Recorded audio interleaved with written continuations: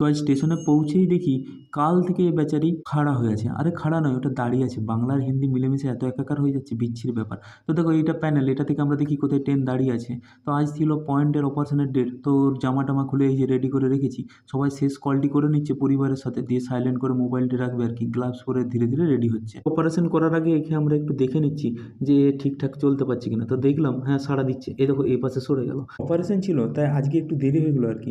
এসেই এই যে বেগুনটাকে এপিট ওপিট করে ভালো করে পুড়িয়ে নিচ্ছি, কোথাও কাঁচা যেন না থাকে। আর কাপিল ওইদিকে লাল শাক কেটে রেখেছে, আমিও কড়াইটা চাপিয়ে এই যে জিরা টিরা দিয়ে দিলাম।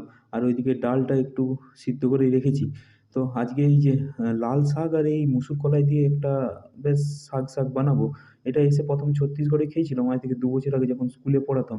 ওইখানের যে স্কুলে খাবার টাবার দিত, তো ওইখানে দিদিরা রান্না করে খাওয়াতো। তো ওইখানে খেয়েছিলাম, ওখানে বেশ ভালোই লাগতো। তো তখন থেকেই আমার এটা একটু পছন্দের তালিকার মধ্যে চলে এসেছে আর কি। আর শর্টকাটও হয়ে যায়, আর শাকও খাওয়া হলো, ডালও খাওয়া হলো, ভাত খাওয়া হলো আর কি। তো এই যে ভর্তাও এদিকে রেডি। তো দুটি এরকম খেয়ে মুখে দিয়েই আমরা আবার দৌড়ে দৌড়ে সেকেন্ড হাফে পৌঁছে গেলাম। যেই দেখি এই ল্যাজবিহীন ট্রেনটা দৌড়ে দৌড়ে যাচ্ছে, তো একে দেখে আমরাও কাজে লেগে পড়লাম। যে আজকে আরও 2-4টা পয়েন্ট বাকি ছিল আর কি। তো সেটা শেষ করতে করতে অনেক দেরি হয়ে গেলো। দেরি হয়ে গেলো কী করে বুঝলাম, এই যে সূর্যি মামা আমাদেরকে বলছে টাটা বাই বাই, আমি চললাম, তোমরাও যাও আর কি। তো আমিও চললাম, টাটা বাই বাই, দেখা হচ্ছে পরের ভিডিওতে।